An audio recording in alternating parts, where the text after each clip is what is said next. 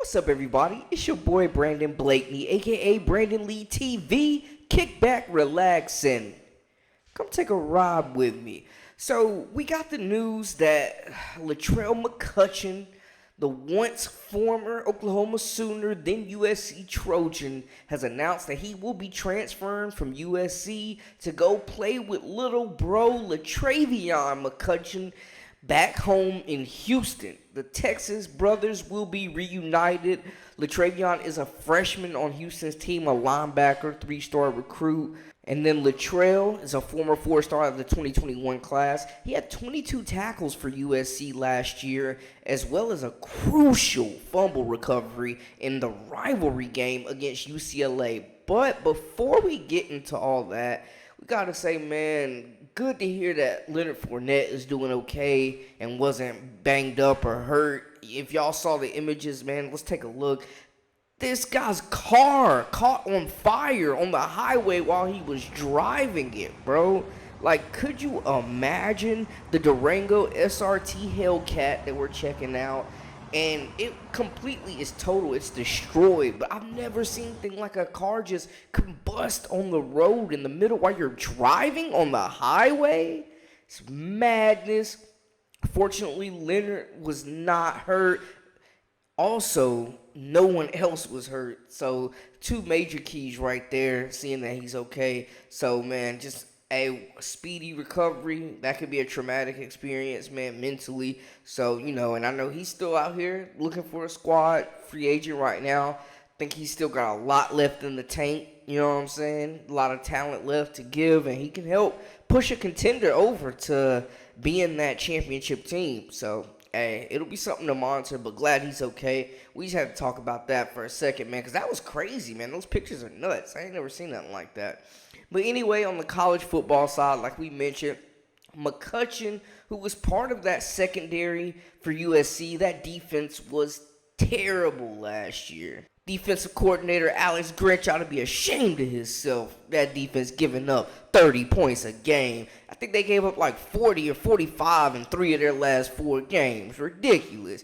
And, I mean, McCutchen was solid. We're not saying like he was part of the problem, but he obviously had some good moments too. So we're not putting it all on them. But 150 missed tackles, that's a team thing. Like, bro, that's fundamental. You got to break down and hit. You can't be missing tackles. There was some positive sides as far as them sacking the quarterback, as well as, forcing turnovers as well. Like, they did some good things. The front 7 just wasn't very consistent. And the secondary, according to McCutchen, was working on just trying to communicate half the time and get on the same page. So he's going to Houston, and I don't think this is a lack of playing time. I mean, he played a lot last year, and he was one of the first recruits from Oklahoma to commit to USC and follow Coach Lincoln Riley. So I think this is more so of him wanting to go play for his brother. And shout out to this guy on Twitter, this kid right here predicting it weeks ago. I'm telling you, you get that inside information on them Twitter streets, bro. Like madness. But now he's going home to play in front of his hometown, his family, his people, his home state. You know what I'm saying? It's nothing like going home and putting on for your city where you became a legend, where they showed you the most love. You know what I'm saying?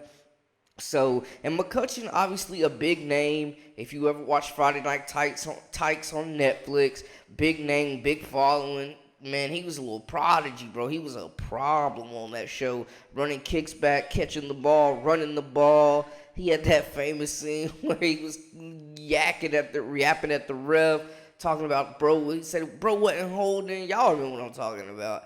But anyways, so yeah, it's cool that he's still living out his dream, his third school. He will have to sit out because this is his second transfer, unless he gets a waiver. He's not a grad transfer, so he will have to sit out a year. But that gives him more time to learn that system in Houston, get more adapt to that, what scheme that they're running over there, and just bond with his teammates and acclimate himself. And like you say, he's getting to play with his little bro. You don't get those chances. That's like once in a lifetime. So you got to respect that. Going home to play with little bro. And, Houston, man, they got some big things coming, going to play in the Big 12. So they're stepping up their game as well, man. Cougars making some noise. That defense gonna feature two McCutchin brothers possibly in the next couple years, man. So it'll be exciting. Definitely Latrell, an explosive athlete.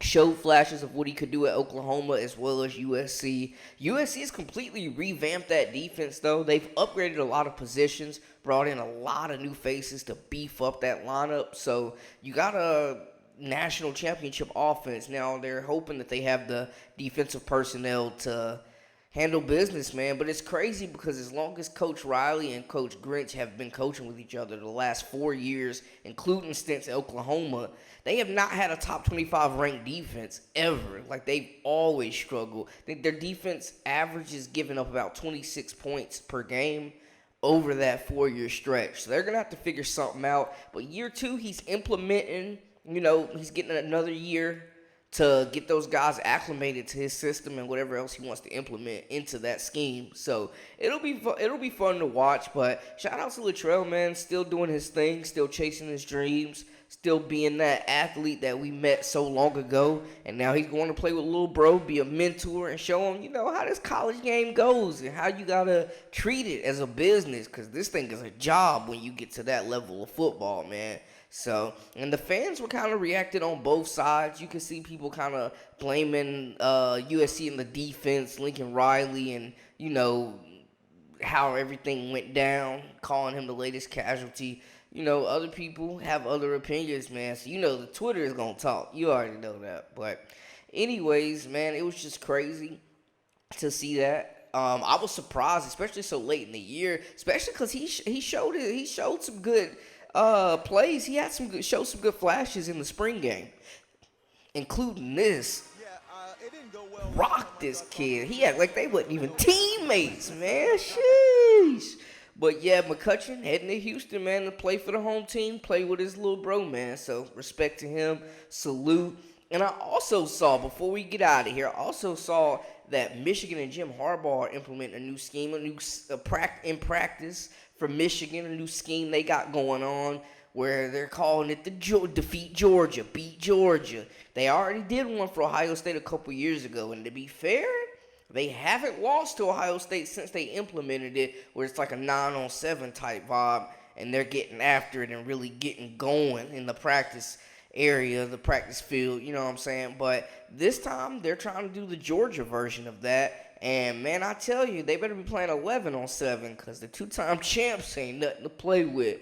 I will say, though, Michigan has their best team probably under Harbaugh, their best quarterback as well, J.J. McCarthy coming back. Man, he's a stud, bro. I think if he takes that next step, man, he will definitely be in that Heisman conversation and have a chance to have them finally get past the college playoff semifinal into that national championship game, man. But a lot of those guys that previously could have went pro this past year, a lot of those guys came back to win a championship, man. So I think this is the best roster Harbaugh has had. This is his best chance to take a championship, a natty. So it'll be interesting to see if they can follow the same success and results that beat Ohio State had with beat Georgia. If they can follow it up and continue to get better and develop, man. Because they're gonna have the talent to do it. I'll tell you that much right now. But anyways, that's a wrap for us. Let me know how y'all feel about all the latest and the greatest. Make sure to hit that subscribe button. Holler at me in the comments. I love interacting with y'all. So thank you again for tuning in. I appreciate you. If this is your first time, welcome to the family. Come on in. We happy to have you.